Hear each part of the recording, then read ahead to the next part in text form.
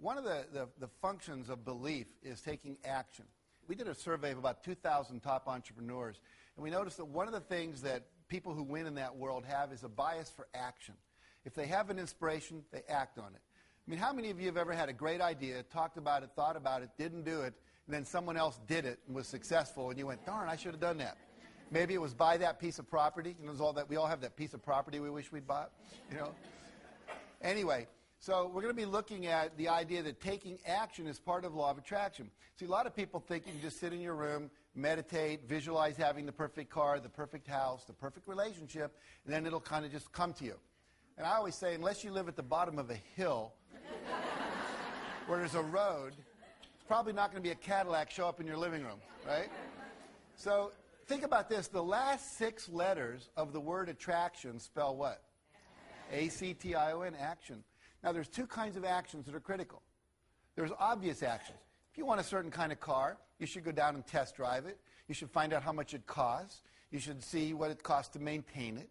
You should go, I'd like to test drive a car 3 or 4 times, go down to the dealer, take a camera, stick my head out the window, say, take a picture of me, I'll be back to buy it. Put it up on my refrigerator, look at it every day. Eventually, those kind of things produce car, right? Saving for it and so forth. But there are also things called inspired actions. All of a sudden, you get an inspiration to do something, and you didn't know what it was. You don't have a sense of, how's this rationally going to make sense for me to move forward in my life? I'll give you an example. A friend of mine, Dr. Ignatius Piazza, graduates chiropractic school. He wants to move to Monterey, near Pebble Beach, where the golf course is. And he gets there, and he says to the local chiropractic association, I'd like to join you. I'd like you to help me get my practice started. And they said, we don't need any more chiropractors. We have 1 chiropractor for every 8 people in this area. It's too many. Now, he could have said, okay, let the external reality control his internal experience, but he didn't do that. He said, I'm going to think about this and visualize it and believe in it, and something will come that I will do. And what came to him to do was to take 6 months before he opened his office and put a pin where he wanted his office, and then concentric circles knock on every door in every neighborhood saying, hi, I'm a new doctor in town. Could I ask you a few questions? I'm starting this practice. Should I open from 5 till 9 in the morning, or should I be open from 5 until 9 at night for people who have 9 to 5 jobs? Which would be better? Should I advertise in this paper or that paper? Should I call it Ignatius Piazza Chiropractic or Chiropractic West? And then his last question was, if I have an open house, would you like to receive an invitation? They said yes. He wrote it down. Now, over 6 months, he knocked on 12,500 doors, talked to 6,500 people, and gathered over 4,000 names of people who said, yes, I'd like an invitation to your open house. Now, when he opened his office 6 months later in a town that did not need another chiropractor, according to the professionals, his first month in practice, he netted $72,000. In his first year in practice, his gross income was over $1 million. I was giving a talk and mentioned this story just about 5 years ago, and this happened about 25 years ago. Someone said, he knocked on my door.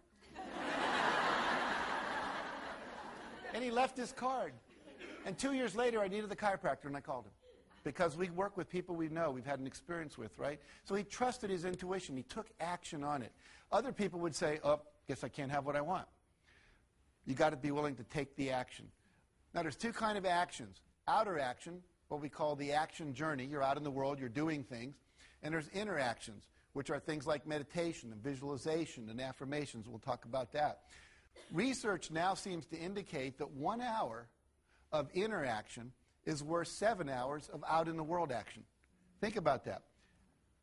You're working too hard. You could be attracting a lot more to you effortlessly by sending out the vibration, by focusing on the goals and feeling the feelings. We're going to talk a little more about that in a minute. Instead of working so hard. One of my friends says, if it feels like you're paddling upstream, it's not it. You should feel like you're going downstream. Occasionally you have to guide to avoid a rock, but it's not that much work.